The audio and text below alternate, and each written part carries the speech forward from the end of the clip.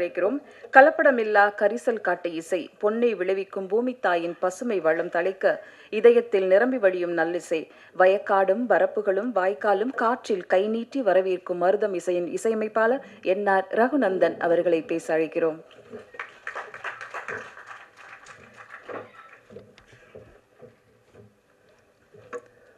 அனைவருக்கும் வணக்கம். முதல்ல இந்த படம் எனக்கு வாய்ப்பு கொடுத்த வெங்கடேஷன், தயாரிப்பாளர் வெங்கடேஷனுக்கும் டைரக்டர் கஜேந்திரன் சாருக்கும் நான் முதல்ல நன்றியை தெரிவிச்சுக்கிறேன். இந்த படம் ஆக்சுவலாக எனக்கு அவர் ஷூட் பண்ணிட்டு வந்துட்டார். இந்த படம் நான் ஷூட் பண்ணதுக்கு அப்புறம் இந்த படம் பார்த்துட்டு தான் இந்த பாட்டெலாம் சாங்லாம் கம்போஸ் பண்ணோம். தென்மேற்கு பருவக்காட்டு நான் எப்படி பண்ணனோ அதே ஸ்டைலில் தான் பண்ணோம். ஸோ டைரக்டர் எனக்கு ஃபஸ்ட்டு படம் போட்டு காமிச்சாங்க. பார்த்துட்டு இந்தந்த பிளேஸ்மெண்ட்லாம் சாங் வச்சுக்கலாம் சார் அப்படின்னு சொன்னேன். அவர் ஓகே சார் இது பண்ணிக்கலாம் அப்படின்னு சொன்னார். ப்ரொடியூசர் அதுக்கு கோஆப்ரேட் பண்ணாங்க. அதுக்கப்புறம் ஹீரோ அவர் தலைவர் அவரோட நான் 2வது படம் பண்ணுறேன். என்றாவது ஒரு நாள் நாங்கள் 2 பேர் சேர்ந்து ஒரு படம் பண்ணோம்.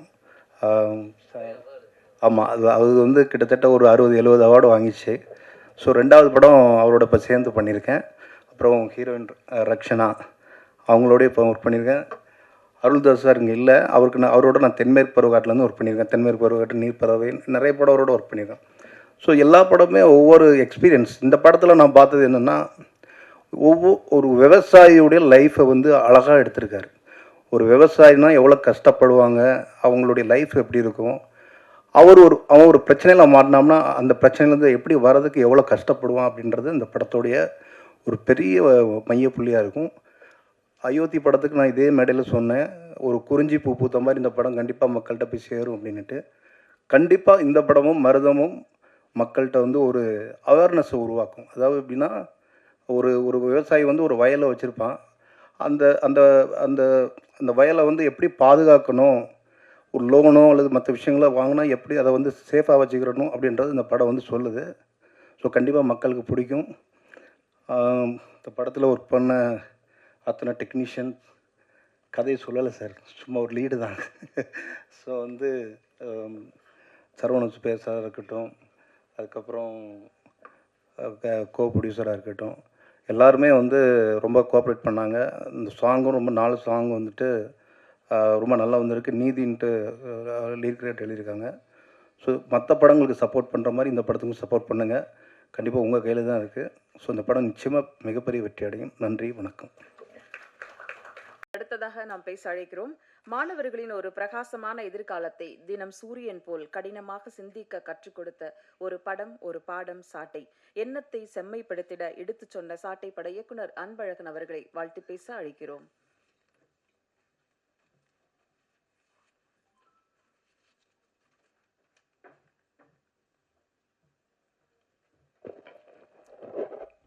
எல்லோருக்கும் நண்பர்கள் வணக்கம். இந்த படத்துடைய டைரக்டர் என் நண்பன் கஜேந்திரன். சென்னை அடையார் திரைப்படக் கல்லூரியில் படிச்சுட்டு வெளில இன்னைய வரைக்கும் ட்ராவல் பண்ணிக்கிட்டு இருக்கிற குறிப்பிட்ட சில நண்பர்கள்லாம் ரொம்ப முக்கியமான கஜேந்திரன். இன்னும் சொல்லப்போனால் எங்கே நல்ல விஷயங்கள் இருக்குதோ அதை கரெக்டாக ஐடென்டிஃபை பண்ணி தேடி தேடி எடுத்து அதை அழகாக யூஸ் பண்ணுறதில் திறமையானவன். உதாரணத்துக்கு சொல்லணும்னா, நாங்கள் படிச்சுட்டு இருக்கும்போது நிறைய படம் பார்த்துருக்கோம், நிறைய டிஸ்கஸ் பண்ணியிருக்கோம். அப்படி பார்க்கும்போது ஒரு படத்துக்கு போனால் கூட ஒரு படத்தோடைய டூரேஷன் 2 மணி நேரம் 2.5 மணி நேரம் இருந்ததுன்னா, சரி படம் ஆரம்பித்து ஒரு 10 நிமிஷம் சரியில்லைன்னா கூட கண்டினியூவாக உட்காந்து நாங்கள் பார்ப்போம். ஆனால் அவன் சரியில்லைன்னா அடுத்த 10வது நிமிஷமே வெளில வந்துடும்.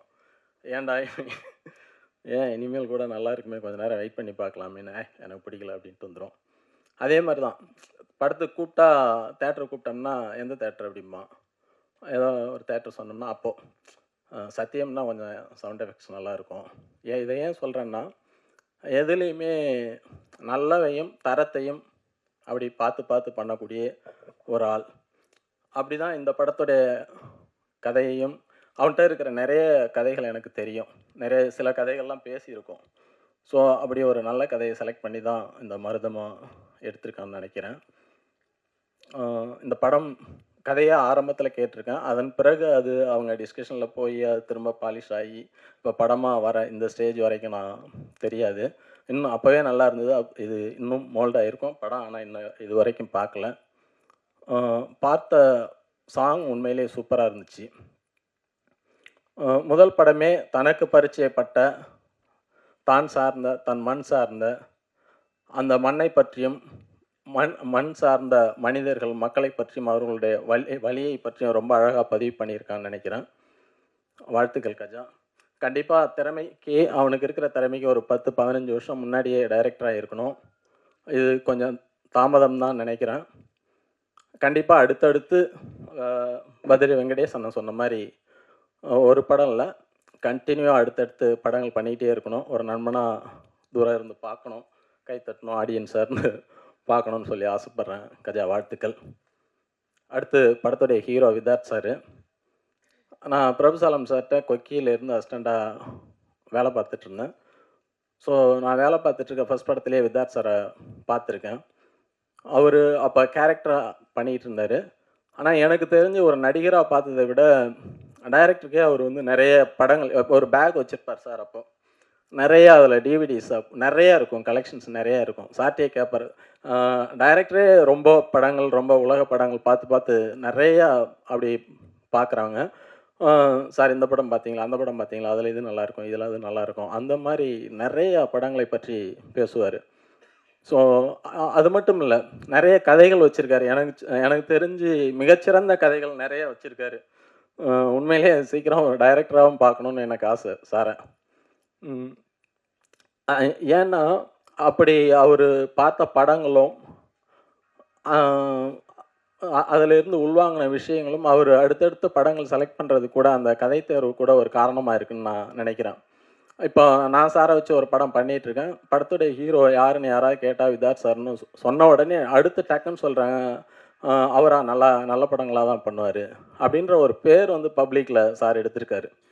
நடித்த படங்கள், சில படங்கள் வணிக ரீதியாக பெரிய வெற்றி அடைஞ்சிருக்கலாம், ஒருவேளை சில படங்கள் தோல்வி அடைஞ்சிருக்கலாம். அதையெல்லாம் தாண்டி ஒரு படத்தை செலக்ட் பண்ணுறாருன்னா கண்டிப்பாக அதில் ஒரு நல்ல கதையோ அல்லது கேரக்டரோ அல்லது கதை களமோ ஏதோ ஒரு விஷயம் கண்டிப்பாக ஃப்ரெஷ்ஷாக இருக்கும்.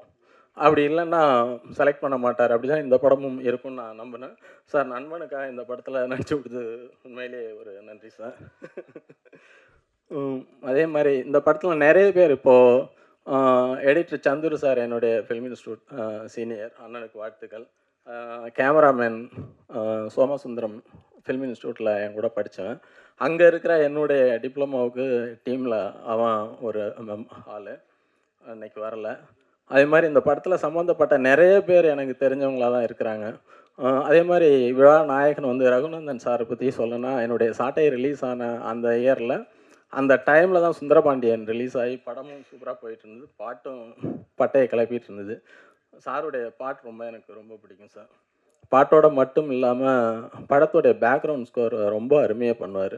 இது வரைக்கும் நான் பார்த்த படங்கள் எல்லாமே அதே மாதிரி ரொம்ப இந்த டீம், அதே மாதிரி பார்த்த படத்துடைய பாடல் நீதி சார் எழுதியிருக்காரு, புதுசாக தான் இருந்தது. ஆனால் வரிகள் வந்து ரொம்ப சிறப்பாக, ரொம்ப நல்லா இருந்தது. ஒரு பக்குவப்பட்ட ஒரு மிகச்சிறந்த பாடலாசிரியருடைய வரிகள் மாதிரி அதை கையாண்டிருக்காரு. ரொம்ப அருமையாக இருந்தது சார். பார்க்கும்போது இங்கே நான் சில பேரை விடுபட்டிருக்கலாம், ஆனால் பார்க்கும்போது அங்கங்கே இது கிட்டத்தட்ட என்னுடைய படத்துக்கான ஃபங்க்ஷன் மாதிரியே இருக்குது. எல்லாருமே மெனக்கட்டு பண்ணியிருக்காங்க.